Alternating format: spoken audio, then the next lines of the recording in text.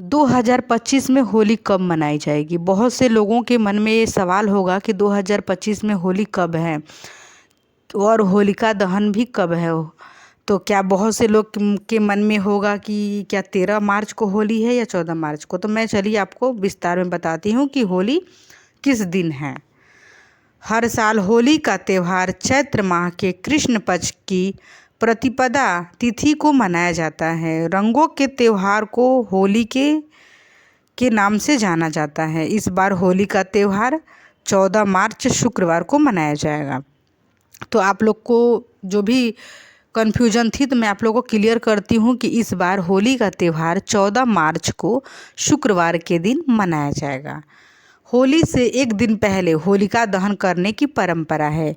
जिस दिन होली होती है उससे एक दिन पहले हम सभी होलिका दहन को जलाते हैं, यानी 13 मार्च को होलिका दहन होगा। होलिका दहन के दिन छोटी होली के नाम से भी जाना जाता है। जो होलिका दहन होती है हम लोग उसको एक छोटी होली के नाम से भी जानते हैं।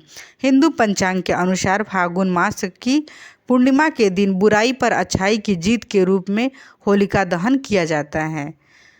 ये जो था होलिका दहन किस लिए मनाया जाता है, तो चलिए मैं आपको वो भी बताऊंगी कि होलिका दहन क्यों मनाया जाता है और होलिका दहन का मुहूर्त क्या रहेगा होली का। इस बार होलिका दहन 13 मार्च गुरुवार को किया जाएगा। इस बार होलिका दहन की तिथि 13 मार्च को सुबह 10:35 से शुरू होगी और तिथि का समापन 14 मार्च दोपहर 12:23 पर होगा। तो आपको होलिका दहन की जो शुभ मुहूर्त है वो 13 मार्च को आपको सुबह में 10:35 से शुरू हो जाएगी और जब इसका समापन आपको 14 तारीख को होगा 12:23 पे। 13 मार्च को होलिका दहन का शुभ मुहूर्त रात में 11:26 से शुरू हो रहा है। तो आप होलिका दहन रात्रि को 11:26 के बाद ही होलिका दहन मनाएं, क्योंकि उसका शुभ मुहूर्त 11:26 से शुरू हो रहा है। 14 मार्च को रात्रि में 12:30 पर मुहूर्त का समापन होगा। होलिका दहन पे भद्रा का भी साया लग रहा है। आप इस बात को ज़रूर ध्यान में रखते हुए होली का त्यौहार मनाएं कि भद्रा का साया कब कब लग रहा है। होलिका दहन के दिन भद्रा का साया सुबह 10:35 से शुरू हो जाएगा और इसका समापन रात 11:26 तक होगा। इसी के बाद होली का दहन किया जाएगा। इस दिन भद्रा का साया करीब 13 घंटे तक रहेगा। तो आप उस समय होलिका दहन न करें। जब भद्रा का साया समाप्त हो जाएगा तो आप उसके बाद आप होलिका दहन मनाएं। होलिका दहन की पूजा विधि क्या है, उसकी पूजा कैसे करें हम। होलिका दहन के दौरान एक पेड़ की टहनी को भूमि में स्थापित किया जाता है। जैसे बहुत से पेड़ होते हैं, टहनी, लकड़ी इत्यादि जो भी होती हैं, उसको हम लोग भूमि में स्थापित कर देते हैं और उसके चारों ओर से लकड़ियाँ को, बहुत सारी लकड़ियाँ उपलों से ढक दिया जाता है। शुभ मुहूर्त में इस संरक्षण में अग्नि प्रज्वलित की जाती है और आप बहुत से लोगों के घर से देखेंगे होलिका दहन जब होता है तो बहुत से लोगों के घर में अपटन भी लगाए जाते हैं और वो अपटन के जो होते हैं उसको छुड़ा के फिर होलिका दहन में ले जाकर उसको डाला जाता है। क्योंकि इसलिए वो प्रथा होती है, क्योंकि उससे क्या होता है कि आपके जो भी रोग दुख जो भी समस्याएं हैं होलिका दहन में जला दिया जाता है और आपके घर से उपला भी जाता है। छोटे छोटे बना कर सब लोग उसको सुखाते हैं दिन में और फिर उसको ले जाके रात्रि में डाल देते हैं। और बहुत तरह के गाँव में आप देखे होंगे तो बहुत तरह के उसमें सामान भी पड़ते हैं, पूजा पाठ के लिए घी भी जाते हैं। तो होलिका दहन में फिर एक जैसे होता है लेण का एक पेड़ होता है, उसका भी बना के होलिका दहन में ले जाया जाता है और वहाँ पे जलाया जाता है। और वहाँ पे जब जाते हैं तो उसमें सब कुछ डालने के बाद अग्नि को प्रज्वलित करते हैं। इसमें छेद वाले गोबर के उपले, गेहूँ की नई बलियाँ, गेहूँ होती है ना, उसकी भी बलियाँ को डाला जाता है। अपटन जो आप लोग हाथ पैर में लगाते हैं उसको भी उसमें अर्पित किए जाते हैं। ऐसा विश्वास किया जाता है कि यह अग्नि व्यक्ति को पूरे वर्ष स्वस्थ बनाए रखने में सहायता होती है और नकारात्मक शक्तियों को नष्ट कर देती है। होलिका दहन के बाद राख को घर लाकर तिलक लगाने की भी परंपरा है। कई स्थानों पर इसे छोटी होली के नाम से भी जाना जाता है। देश के हर हिस्से में होली का त्यौहार अलग तरीके से मनाया जाता है। मध्य प्रदेश के मालवा अंचल में होली के 5वें दिन रंग पंचमी मनाई जाती है, जो कि मुख्य होली से भी अधिक जोर शोर से खेली जाती है। ब्रज क्षेत्र में होली को बड़ी धूमधाम से मनाया जाता है। आप ब्रज में जाके देखेंगे, मथुरा साइड, आपको वहाँ पे इतनी होली कितनी अच्छी धूमधाम से होती है, बहुत ही आनंद वहाँ पे आता है। यदि आप होली में वहाँ पहुँच जाएंगे तो आपको बहुत ही अच्छा लगेगा, क्योंकि वहाँ पे बहुत ही धूमधाम से होली मनाई जाती है। वही बनारस में लठमार होली खेली जाती है। मथुरा और वृंदा में भी 15 दिन तक होली धूमधाम से रहती है। महाराष्ट्र में रंग पंचमी के दिन सूखे गुलाल से होली खेलने की परंपरा है। दक्षिण गुजरात के आदिवासियों के लिए होली सबसे बड़ा पर्व है। छत्तीसगढ़ में लोकगीतों का बहुत प्रचलन है और मलवांचल में होली को भगोरियों के नाम से भी जाना जाता है। होली पर आपको क्या क्या चीज़ करना है, आपको किन किन बातों का ध्यान देना है, तो आप ये भी जान लीजिए। होली खेलने से पहले भगवान को सुबह सुबह रंग चढ़ाकर आशीर्वाद लेना चाहिए। इसके बाद ही परिवार दोस्तों के साथ होली खेलनी चाहिए। मान्यता है कि होली की भस्म को पुरुषों के मस्तिष्क पर और महिलाओं के गले पर लगाना चाहिए। इससे जीवन में ऐश्वर्य की वृद्धि होती है। और मैं आपको एक छोटी सी होली की पौराणिक कथा भी सुना देती हूँ कि होली क्यों मनाई जाती है।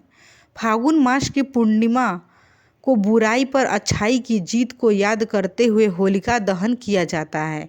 कथा के अनुसार असुर हिरण्यकश्यप का पुत्र प्रहलाद भगवान विष्णु का परम भक्त था, लेकिन यह बात हिरण्यकश्यप को बिल्कुल अच्छी नहीं लगती थी। वह अपने बेटे को बहुत समझाता था कि तुम उस भगवान विष्णु की पूजा आराधना मत किया करो, क्योंकि वह एक असुर था। उसके जो प्रहलाद के पिता जो हिरण्यकश्यप थे, एक असुर थे और वो भगवान को नहीं मानने वाला था। और वो प्रहलाद को भी ऐसा ही समझाया करता था कि तुम भी भगवान को मत मानो। लेकिन प्रहलाद भगवान के बहुत ही सच्चे भक्त थे। वो भगवान हरि को बहुत ही प्रेम करते थे। भगवान हरि से वह उनका बहुत ही लगाव था। हिरण्यकश्यप अपने पुत्र को बहुत समझाता था कि भगवान विष्णु का परम भक्त मत बन, तुम भगवान विष्णु को बिल्कुल भी मत मानो। हिरण्यकश्यप को बहुत समझाने के बाद भी प्रहलाद अपने पिता की बात नहीं मानी। बालक प्रहलाद को भगवान की भक्ति से विमुख कराने का कार्य उसने अपनी बहन होलिका को सौंप दिया, क्योंकि उसने प्रहलाद को बहुत बार मारने का कोशिश किया। यहाँ तक कि प्रहलाद को हाथी के नीचे ला दिया, फिर भी प्रहलाद का कुछ नहीं हुआ। प्रहलाद को सर्प से डसने का प्रयास किया, कुछ भी नहीं हुआ। प्रहलाद को खौलते तेल में भी वहाँ पे बैठाया गया, लेकिन भगवान की कृपा से प्रहलाद को कुछ नहीं हो रहा था। तो फिर उसने अपनी बहन से जाके बोला कि मैं अपने बेटे को मारना चाहता हूँ, उसके लिए तुम मेरा साथ दो। तो उसकी बहन ने, जो उनकी बहन प्रहलाद की जो बुआ थी, तो उन्होंने जाके अपने भाई के बेटे को मारने के बारे में बताई। उन्होंने बोला कि प्रहलाद को भगवान की भक्ति से विमुख करने का कार्य उसने बहन होलिका को सौंप दिया कि तुम भी इसको अब जो करना होगा करो। जिसके पास वरदान था, जो होलिका थी, उसके पास वरदान था कि अग्नि उसके शरीर को जला नहीं सकती है। भक्त राज प्रहलाद को मारने के उद्देश्य से होलिका उन्हें अपनी गोद में लेकर अग्नि में प्रवेश हो गई, क्योंकि उसको भगवान की कृपा से उसको आशीर्वाद मिला था कि तुम अग्नि में कभी नहीं जल सकती हो। यही कारण था कि उसने अपने प्रहलाद को लेकर गोद में बैठकर और अग्नि को में लेकर प्रवेश कर गई और अग्नि को जला दिया गया चारों तरफ से। जब अग्नि को जलाया गया, जब प्रहलाद को लेकर भक्ति के प्रताप के कारण जब अग्नि उन्हें अपनी गोद में लेकर अग्नि में प्रविष्ट की, तो उसको प्रहलाद की भक्ति के कारण भगवान की कृपा से फलस्वरूप खुद होलिका ही आग में जल गई, क्योंकि प्रहलाद एक बहुत ही सच्चे भक्त थे, भगवान को मानने वाले थे और उन्होंने भगवान विष्णु का नाम लेते रहा और भगवान विष्णु की कृपा से उन्होंने बिल्कुल उनको आग नहीं लगी और उनकी बुआ को जो आशीर्वाद मिला था, वरदान मिला था कि तुम कभी अग्नि में जल नहीं सकती हो, जो कि उनकी बुआ अग्नि में जाके जल जाती हैं और प्रहलाद को बिल्कुल कुछ नहीं होता है। तो भगवान की कृपा फलस्वरूप खुद होलिका ही आग में जल गई। अग्नि में प्रहलाद के शरीर को कोई नुकसान नहीं हुआ। तब से होली के पहले दिन होलिका दहन किया जाता है।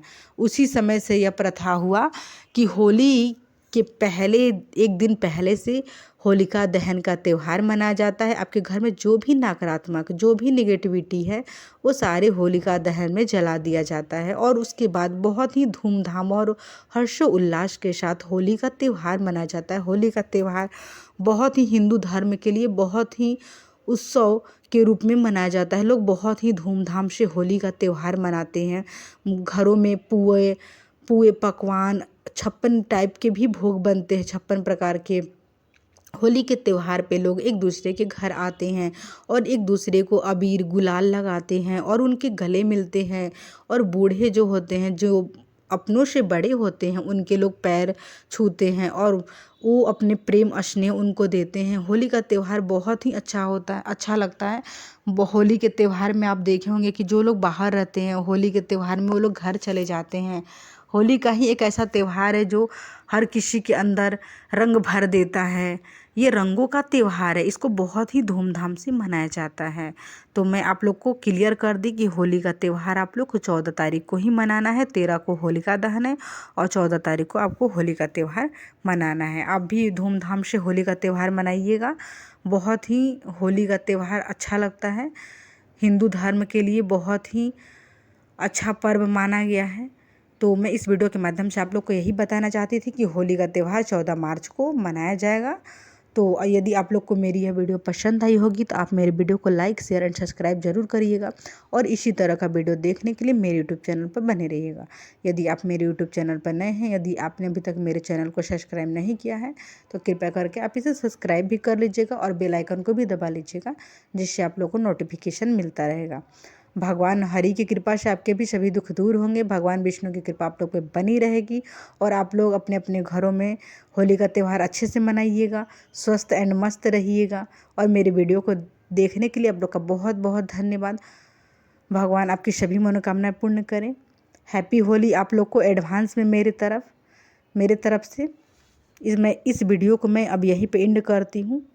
मैं मिलूँगी आप लोग से अब नेक्स्ट वीडियो में।